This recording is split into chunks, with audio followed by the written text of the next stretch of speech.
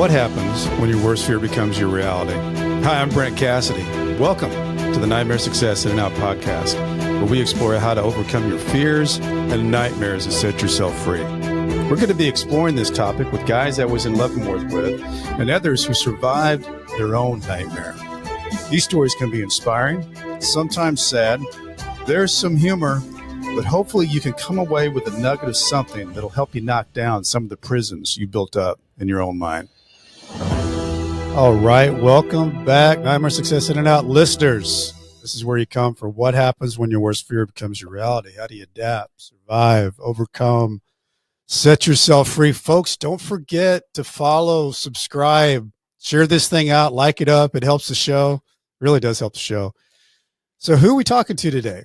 Well, I've got Donald Hinton, and I was just telling him before we got on here, I ran across a video of him talking about who's Donald Hinton, and I thought, wow, this is an incredible story. This is inspiring. It's not a straight line up to success. It is a gritted out, figure it out story that I really like, and I love what he's doing now. He's an owner of Second Chance LLC. He's an author of the book Prison to Properties. He's a speaker.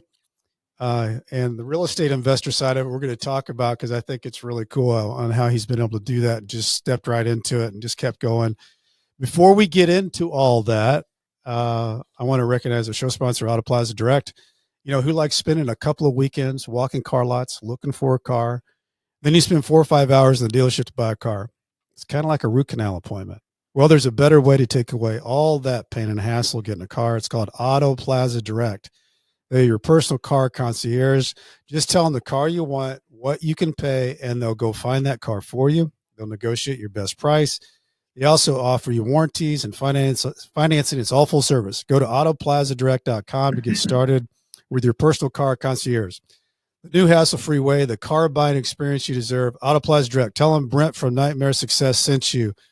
Welcome in, Donald Hinton. How are you? Man, I'm good. How you doing, man? I'm good. I'm good. We were just talking before we got on here. We've got a couple of strange shared experiences here of our dads that I don't know if a lot of people would have, but you know, one of the things that really caught my attention, Donald, is, you know, at 5 years old, your dad goes to prison. And take us back a little bit into your world growing up as a kid. Mom, dad, siblings, what was it all like? All right. So growing up, it was since I was about 5, so I never got to know him for real. And before that, he had did like 3 years. So when I was born, he wasn't there. He was out for a minute, and then whenever I was 5, he got sentenced to 20 years in federal prison. So I never seen him like outside of the walls until I got outside of the walls. So I was about 32 when I, seen my mom and my dad together and hugged them. So growing up, it was just my mom got 3 kids. One of my brothers, he went to go live with his auntie. So it was just me and my sister growing up.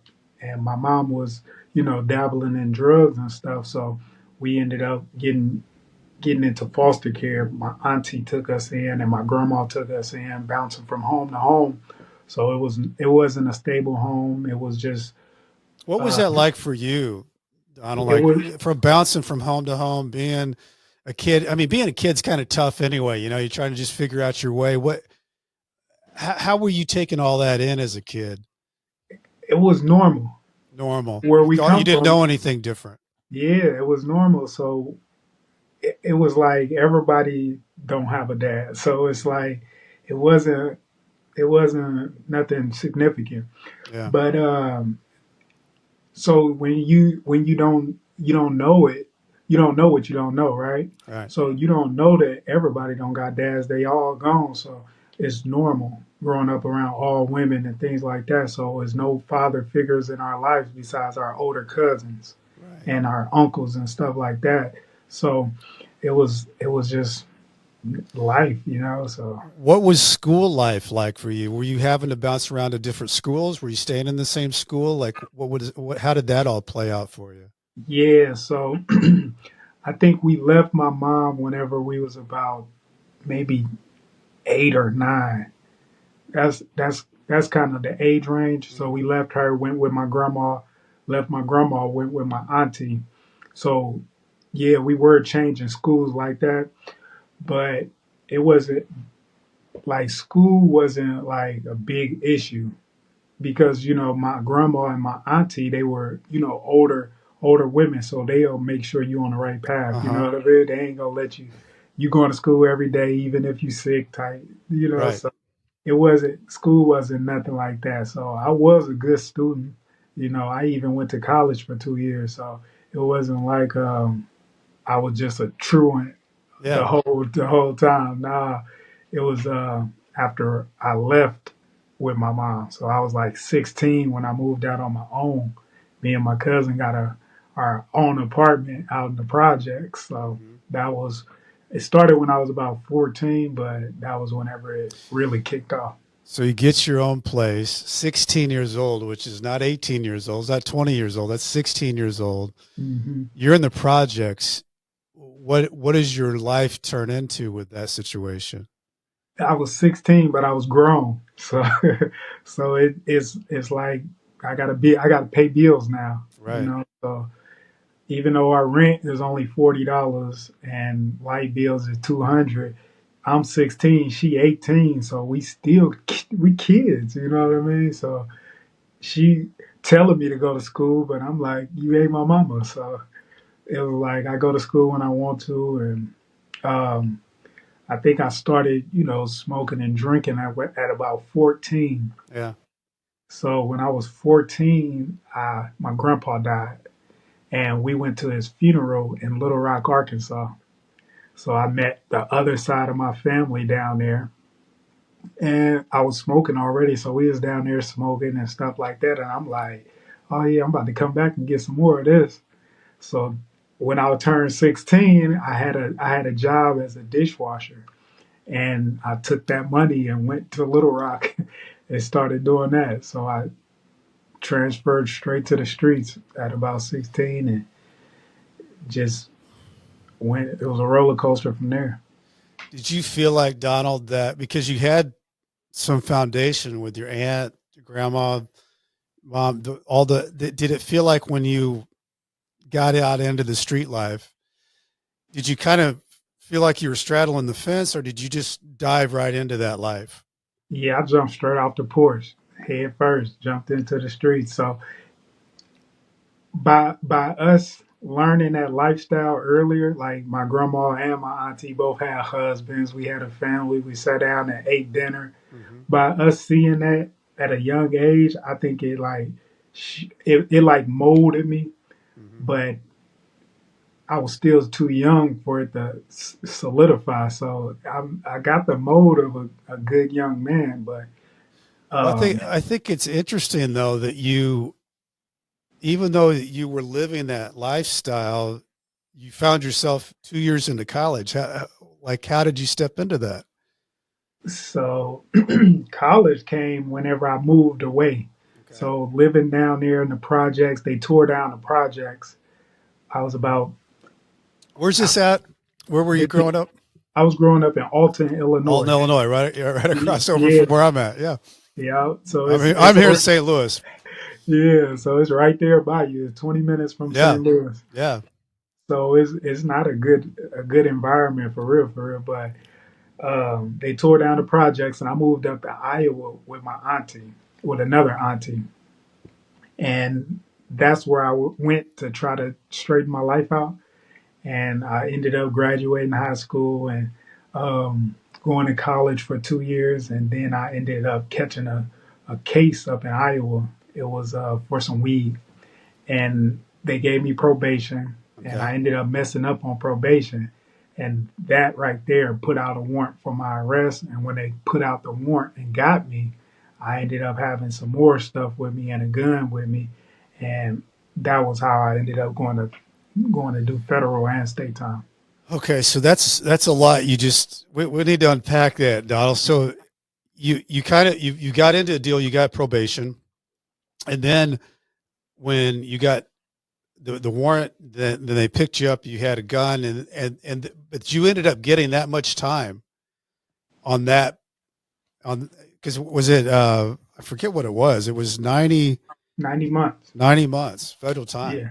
So they give That's, you six. If you got guns and drugs, it's a bad connect. It's a bad they don't mixture. like that. Right. Yeah. So I had crack also. So I had a gun. A gun carried 5 years mandatory. Mm-hmm. All right. So then they'll give you the extra time for the amount of drugs you had. Mm-hmm. So they put it all together. That was 60 months for the gun, 30 months for the dope, and then I had to do 2 years for a probation violation. So they did Put it those. all in.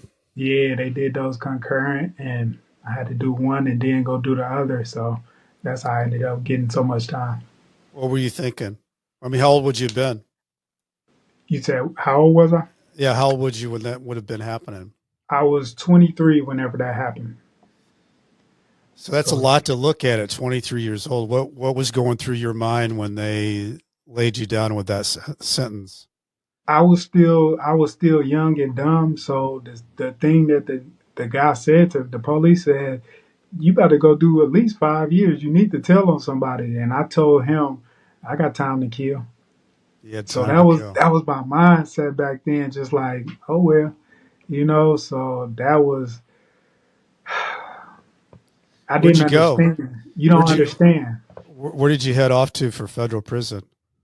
Um, I did 2 years in the state of Iowa, and then the first place I went was Oxford, Wisconsin. Okay. What was it like?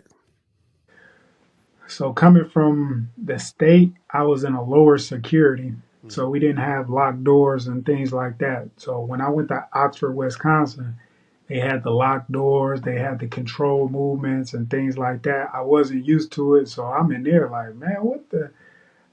I don't deserve this. I just got caught with a gun. Why y'all got me all locked up? And you gotta get down and lay down in a certain group and things like that. Like, man, I ain't in no gang. Why I gotta be with y'all? I don't even know y'all. So it was just politics, and to this day, I don't like politics for that reason. Right. So, because I thought the thing that was, everybody has a certain part of their story where if they hit a rock bottom and where they come from and where they start working their way back. Um, I think yours came with a visit. hmm Can you walk us through that? Yeah, man. So, like I said, my dad did 20 years in a federal prison. So he was actually in Oxford, Wisconsin, and I went to go visit him there. So one day, my son came to visit me. At this time, I was locked up for 3 years already. Okay. So one day, my son came to visit me. He's been visiting me, but this particular time, it did something to me because it was the same exact visiting room that I visited my dad at. Mm. So that right there, just I don't know if it was just like me getting older in age. 3 years later, I'm waking up like this is not for me. So by me seeing my son in that same exact visiting room, Mm. it broke me down, man. I ain't gonna lie, that was the first time I cried while I was in prison because if I if I didn't change, he would be in the same he would be in the same prison. Right. So I ended up putting down James Patterson, getting away from the TV, and just educating myself on what really mattered when I got home. Was that hard to do in prison? Because I know, there, like you said, there's a lot of politics in prison, and people, you run with your car and the certain people that you're with. You had to probably break from all that Oh and yeah, do a yeah, whole different way of doing your time. yeah. So everybody wants you to come out to the yard at a certain time and come. We sitting over here and things like that. But nah, I was in the library. I was, in my room or sitting out in the day room reading something. I wasn't in the TV room watching TV when Love and Hip Hop come on. Yeah. So it was, yeah, I changed, man. I got distant, because it's real now, So I got to change. I don't know what else to do to keep him out of here. So I got to change Change me yourself. so he can see that it's another way. What? And I meant to ask you this when you were talking about your dad, but did you have a relationship with your dad while he was serving his time? And did you guys, as a father and son, was there was there something there between you guys as you were getting older and he was doing his time in prison and getting older? Yeah, man. So it wasn't nothing like solid. You know, he'd call once a month and Yeah, we'd talk, and he'd write a letter every once in a while. Like I said, we went to go visit him once or twice, but it wasn't like a real connection. You know, like we not talking every day and stuff like that. So it really wasn't a connection. But now that we older and stuff, yeah, we he's still my dad. I still love him, and he's still there for me. He helped me whenever he can. But um, it wasn't nothing like that. So yeah. So when you start getting close to, I mean, because I mean, you did some time. I mean, when I got my sentence, it was 5 years, and I thought, man, that's 60 months. And 90 months is basically double that, almost double that. mm. Did you have any strategies and things that you did while you were in prison that, because there's bad days in prison. I mean, there's tough days in prisons. Did you have a way that you walked through all that? So yeah, like one thing that my dad did do was when I was in the county jail, he was getting out whenever I was going in, like literally, like he Wow. got out like 2 months before I went in. So they basically switched us. But one thing he said while I was in the county jail was, "Man, start you a store," Mm, and like that right there was like the best advice a father could give a son in this in this yeah. position. You know what I mean? So I did. That's what I did. I started a store, and I would sit in my room and read. People would knock on the door and get honey buns and cakes, and that was how I did my time. Yeah. So then I got transferred to Lexington, Kentucky. So this was a lower facility Hmm. where Also medical, isn't it? it's a Yeah. medical facility. So it still ran like a medium, Hmm. but it's still slower. So there's no locked doors and stuff like that. But it's a lot more going on. So anything you want in these lower camps, like phones and all of this stuff, Yeah. you can get there. Right. So if whatever type of time you trying to do, you are able to do. And there, I wanted to educate myself, and I wanted to stack some money. So I worked Unicore Hmm. in the day, and then when I came home, For I those ran. that don't know what Unicore is, again, for those listening down the Cayman Islands, that is uh, it's like a big factory almost. You know, they take and they disassemble things. A lot of things come from all the federal buildings and our government, and it comes to that area, and they take it all apart and they sell those parts and do whatever. But the one place where that's a job where get people can get paid more. You know, the but you know it's kind of like a factory job in prison. Like my job in prison, I worked at the food warehouse, and you know we fed 2,200 people, and you know we had forklifts and all that. This Unicore, and I think you were an accountant or something like that at Unicore. So I mean, it's like you're walking into a business every day, kind of. Yeah. Yeah, So what I tell people about Unicore is, those old movies whenever they making the license plates and stuff. yeah, yeah. That's prison slavery, and it's still going on It's going today. on today. It's right. So if you look like, where do they get these clothes from? The inmates make them. Where do they get all of this stuff from? The inmates make them. The FBI, they order chairs and stuff Yeah, like that. Like, we are the ones processing this stuff. yeah. So I was anything with the government. I was just watching a thing, Donald, that was somebody sent me that it was on CBS this morning, and it was a prison in up and around Seattle, and they make prison. Let's see, it's called Prison Blues, and so they make all the jeans for everybody in the state system there, but it's also a popular brand on the outside that's very popular in Japan. So this is like a big going business, and all these guys in there are making these jeans, but they, even though it's pretty much like slave labor, they love the fact that they can get out and kind of feel like they're doing something, that feels productive. Yeah, man. So I did it in the state too. It's called IPI in the state. We made all of the dorm room furniture for the Yeah. Iowa colleges. Yeah. So like I learned woodworking in the state prison, but yeah, in the feds I was the accountant. So I was selling drugs on the street, learning the business, Right. and then whenever I went to the feds, they put me at a desk where I learned Microsoft Word and PowerPoint and stuff like that. So now I'm an actual accountant where I'm doing invoices and things like that. So now not only do I know the how to make the money, I know how to How to count really, it. yeah. So so With that was software. my job, man. So That's wild. So I ended up saving like $10,000 doing that. that's a lot, because that's still, you don't get paid a lot of money to earn $10,000. Yeah, That's a lot of stamps. yes, sir. for Yeah. those for those who don't know, in the federal system, and it's maybe different in some prisons, but most prisons it's stamps, and because we don't have money, the money is stamps. And so, like, if you go to, you want a soda, it's maybe a couple of stamps. If somebody's made like a cheeseburger or something, it's, maybe it's 4 or 5 stamps. The economy in the underground economy in prison is stamps, and I'm sure if you had honey buns in a shop in a store, you had a lot of stamps. Oh yeah, Yeah. yeah.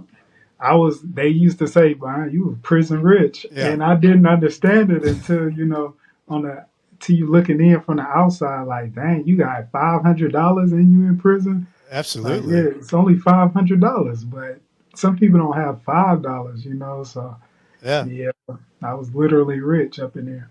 You were prison rich. Well, I want to talk about the time that you started thinking about, after all that time that you had to think, but when you got closer to the door, 6 months out. I want to get and talk about that. Before we do, I want to take a break here. Recognize, a lot of people don't like how they show up online. Many people think there's no hope when it comes to managing your reputation online. Well, there's hope out there. It's called the Discoverability Company, and they can help you. Whether you're building a reputation from scratch or you're repairing a search results after a new negative news story, Discoverability can also help you how you're portrayed on popular AI services like ChatGPT. To learn more, visit discoverability.co. They're even launching a do-it-yourself SEO option, a course for individuals who want to take on their search results on their own budget and speed. Listeners of Nightmare Success can take $100 off the DIY SEO course with the coupon code Nightmare Success. And I also want to say that Nightmare Success podcast is sponsored by the White Collar Support Group. It's the world's first support group devoted to people navigating the white collar criminal justice system. I'm a member of the White Collar Support Group, and I can tell you this is a bunch of people who help each other through the criminal justice journey for free. Whether you're just starting your journey or you've made it through to the other side, this is a great space for you. You can join us on Zoom Mondays, 7 p.m. Eastern Time, 4 p.m. Pacific. For information, go to prisonist.org. That's prisonist.org. So, Donald, you get in, you've kind of made your life in there. And, there's a weirdness that happens when you're in prison for a while. You start thinking, okay, I'm in this routine here. I know everything. I'm doing everything that's part of my routine. But then it gets time to start thinking about, oh my gosh, I've only got 6 months, and how am I going to jump back into society? What was going through your mind when that time was approaching you? We all nervous because it's new beginnings. But the thing with me was I planned it. Like I literally wrote down what I'm gonna do. I'm about to get into the stock market. I'm about to get into real estate. This is what I'm about to do. I'm not going back here. I'm going here. Um, Everything I could. Like I was looking anytime I could, I would get a newspaper about Iowa, about Davenport, Iowa. I never been here before. I didn't know nobody here, so I'm in the newspaper and asking these guys on the compound, where should I go? Where should I stay away from? They like, yeah, just stay away from 14th Street and things like that. So it's just things like that. That's how I prepared myself for a new beginning. I was gonna get dropped off and I was gonna sink or swim. It's interesting too. You didn't go back to Alton. You went to Davenport, Iowa. How did you make that? Or I mean, that's really starting new. What? How did you make that happen? So what happened was I caught my case in Iowa. Okay. So I had to go back to the state if I didn't have a residence. Okay. So I didn't have a residence and I wasn't going back to Alton or the town I got caught in. Hmm. So Davenport was the closest place to my kids that had a federal halfway house. So I could have went here or I could have went to the Iowa City, and that's more of a college town, but I didn't want to go that far, so I went here. So what was it like getting out? The whole stepping out into the new world. It was exciting because like I'm adventurous. Like I said, I used to go down to Little Rock when I was like 16. I used to just hop on a train and go to this big old city. I'm from Alton. That's 30,000 people. Right. Going to a 500,000 people city, that was exciting for me. Going into the unknown. I used to get in cars with people I didn't know, like danger, like Yeah. how, like stupid. But coming to Davenport, it was the same thing. Like, I'm about to get dropped off in this city. I'm about to thrive. You know what I mean? That was my mindset. So I got around the people that had the same mindset as me. I couldn't get drugs if I wanted to because I didn't know nobody here. So I went to the Well, first person I knew. and you found a landlord that you had a conversation with. Can you share how that all happened? Yeah, man. So in the halfway house, I had to go 4 months in the halfway house. So in there, it was a list of felon friendly landlords. Hmm. And dude's name was on the list. So it was just a Which random is, by call. the I way, called, that's hard to find. Felon friendly landlords. yeah. So I just called him and I was like, I'm about to get out the halfway house. You got property? He was like, yeah, I need first, last, and a deposit. I think he charged me like a lot, but it was a 1 bedroom apartment, and he came to the halfway house to get the money. Like he about money though, but um, we just got to talking. Like I think I was meeting him. I met him at the library to sign the lease, Okay. and I was excited because I was in the stock. This was back in 2019, 20, Okay. whenever Donald Trump was first in the office, and he would say something about tariffs and the stock market to go and then go right back down. I was making so much money whenever that was happening. So I was at the library and I was just talking to him like, man, you in the stock market, man? Look, I just made $500 today. And he's like, what? And he couldn't believe it. So I was like, yeah. So I asked him, hey, you got a property you want to sell? And he was like, it was during COVID. So I think that's how I got lucky. I don't know, but it was a lady, she wasn't paying. He wanted her out. I think he was just tired of it. Hmm. So he was just like, I'm just about to sell the building. And here I come. I'm like, I got $10,000. You got a building you want to sell? So that was cha-ching. Donald, So I don't want to gloss over what you just talked about there because that the fact that you went and asked him, a lot of mhm, people think, I'd love to own something or I'd love to get into, own a duplex or own a build, but you got to find the opportunity. And you kind of felt around that and you just asked him and the opportunity was there yeah, and you had some yeah. dollars. Yeah, that's the thing. Like, I actually got a course where I teach this stuff, and that's the first step, finding the deal. Hmm. Like I said, do you got a property? Like most people don't have a property because they never asked somebody to sell a property, Exactly. or they heard somebody saying my grandma trying to sell her house, and it was Chinese to them, Hmm. so they didn't hear the opportunity. Right. So yeah, man, I asked him. He had one, and it all went through like it was supposed to. So getting a property, how did you work that into, because I think if I remember right, Donald, you got that property and I think you got into did you get another property within that time, a couple of properties, and then another nightmare falls on you?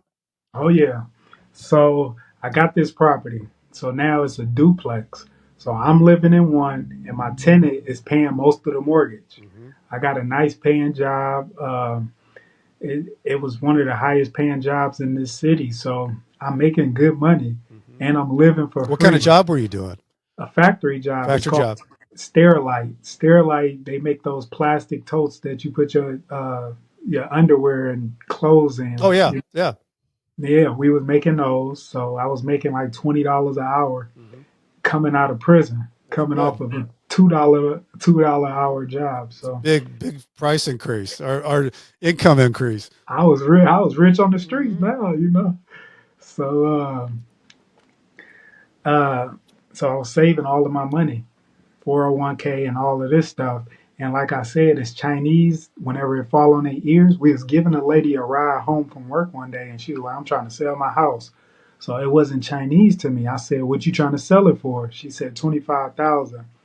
At this time, I had been studying real estate so long, I knew how to analyze a property. Mm-hmm. So you just go online, see where the property at, what it's worth, and all of these things. And I told she said 25,000. I knew it was worth more than 25,000. So I said, yeah, let me buy it. And at this time, I was like a year out, so I didn't have everything a bank would require. Mm-hmm. So backtrack a little bit. My landlord sold me this property on contract. So a contract is basically an agreement that, hey man, I'll give you the 80,000. It was 95,000.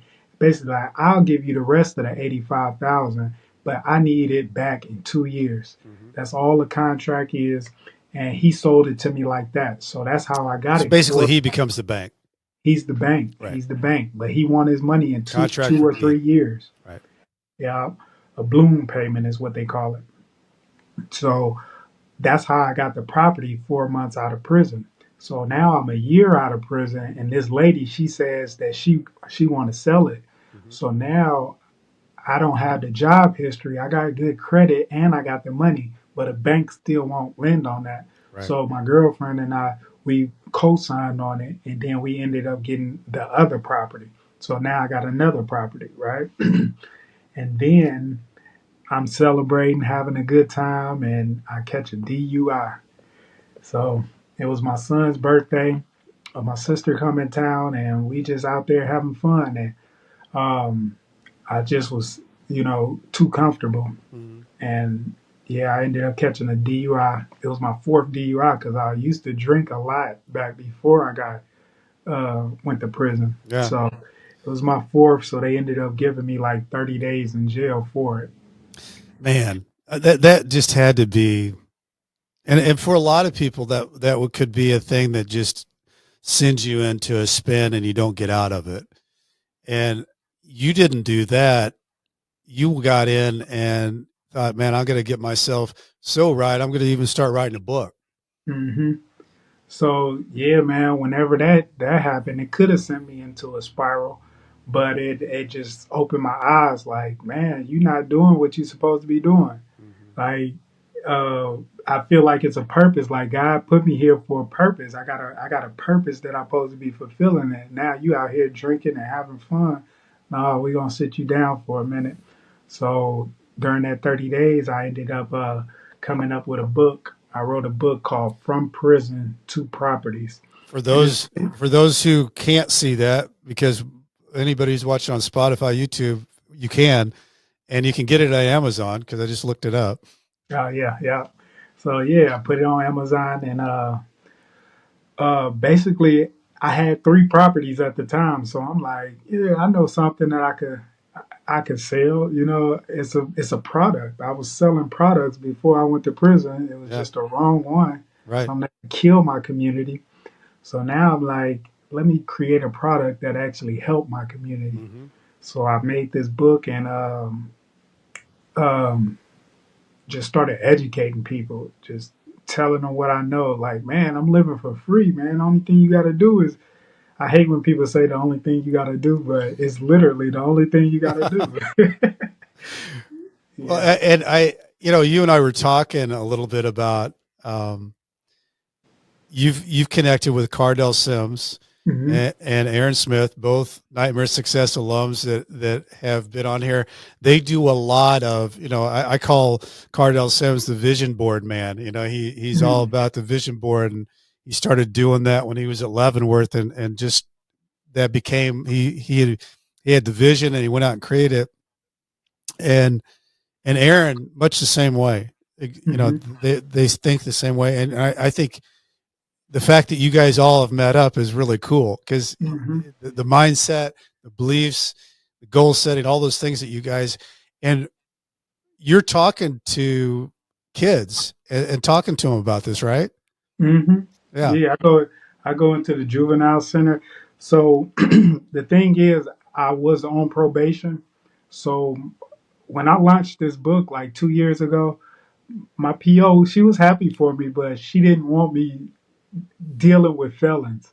So it was like a hurdle. Like I got this great idea. Like these guys, we can help these guys. And So I she was. think I think Donald, that's like one of the craziest rules in all of. I mean, you and I are sitting here talking, and people who've gone through the experience can help other people that have gone that are getting out or getting ready to go in. All those different things. It's crazy that it's one of those things where some people enforce that and some people don't do anything with that as far as probation and the system. It's one of those things that just needs to be whited out, just be Yeah. done with. Yeah, like it, I understand why they throw it in there so they can enhance you if you do something Yeah. stupid. But if they know, like, we not doing nothing stupid, like we on a podcast together, why can't we be, Right. talking? You know what I Right. mean? So, yeah, she was against it. So they, Cardell and Aaron was going into prisons back then, Hmm. and they invited me to come with them to teach this real estate stuff. And she was like, "Nah, I don't want it." So yeah, that led me down to the juvenile center, talking to kids and going into the high schools and stuff like that. So that was the route I took because it was the only route I could take. But and I love the kids, and they do need to hear this success stories and what they can do right now. But it's the way I'm teaching it is more geared towards actionable steps. Hmm. So I can't tell a kid about going into a bank right now, getting a mortgage Hmm. because they not old enough. So they should know it, but this is more geared towards the people that can do it right now. Hmm. Like sit down right now, go on this, fill this out. You know what I mean? Actionable steps. Absolutely. Second Chance LLC. What's all involved with that? Okay, so I created Second Chance.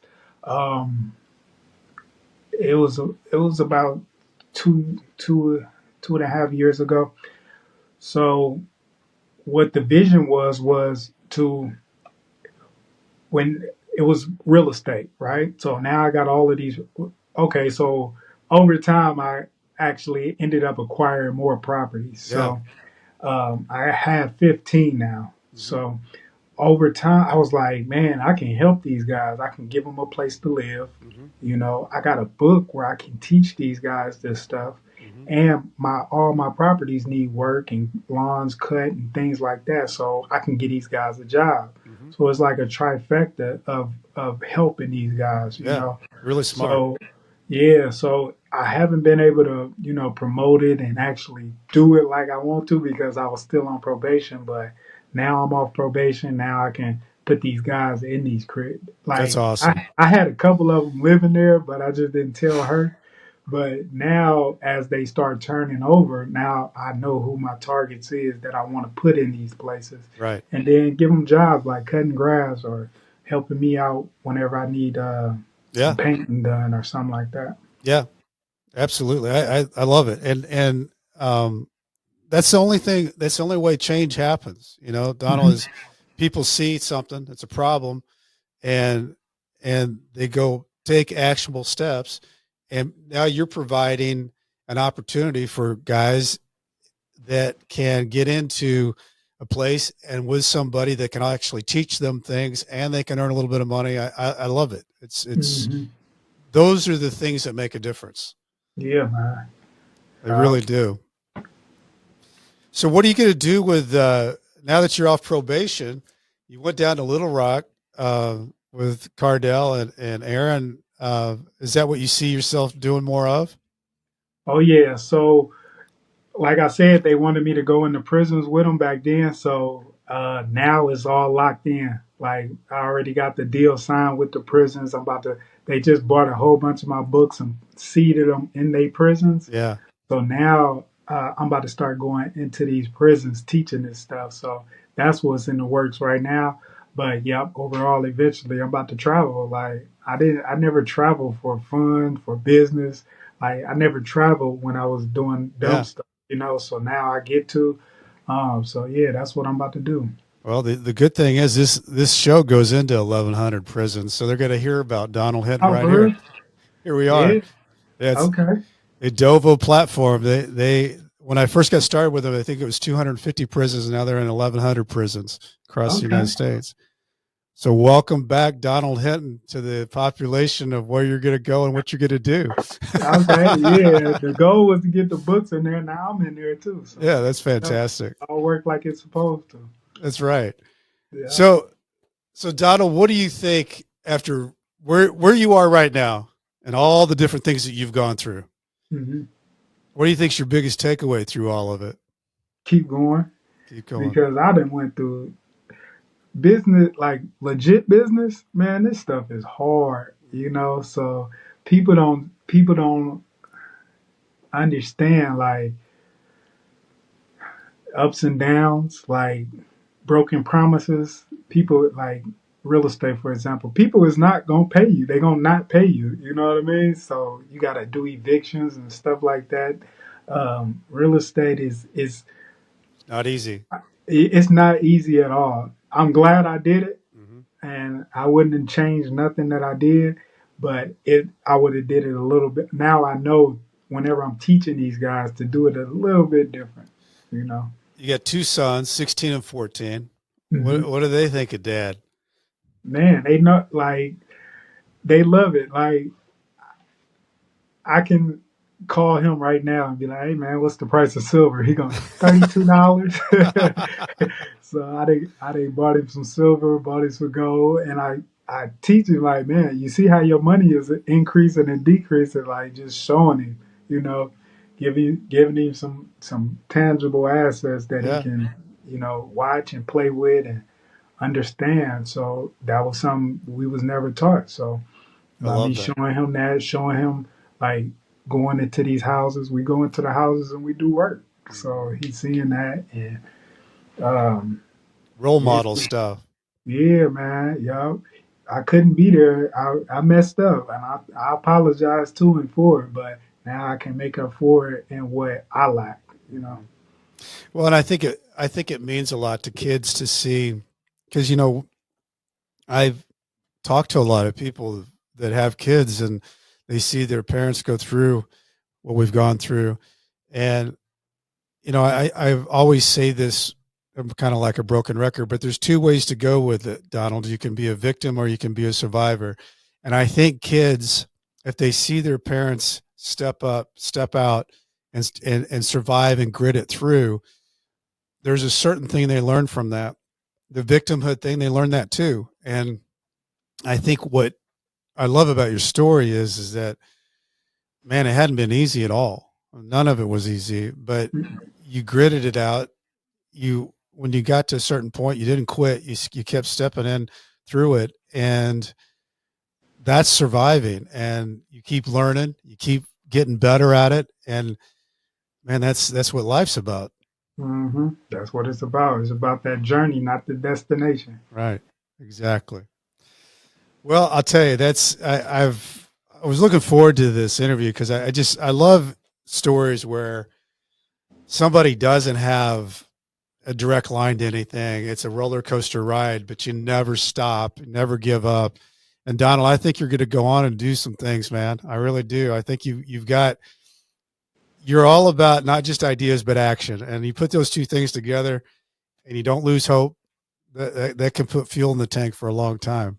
Oh yeah. Well, I want to thank Homestead Financial Home Mortgage. They let me use all this fancy stuff here in the studio.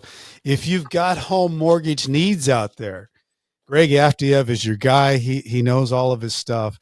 And we're talking about books. Go out and get the From Prison to Properties on Amazon. And while you're there, go ahead and get Nightmare Success is my book.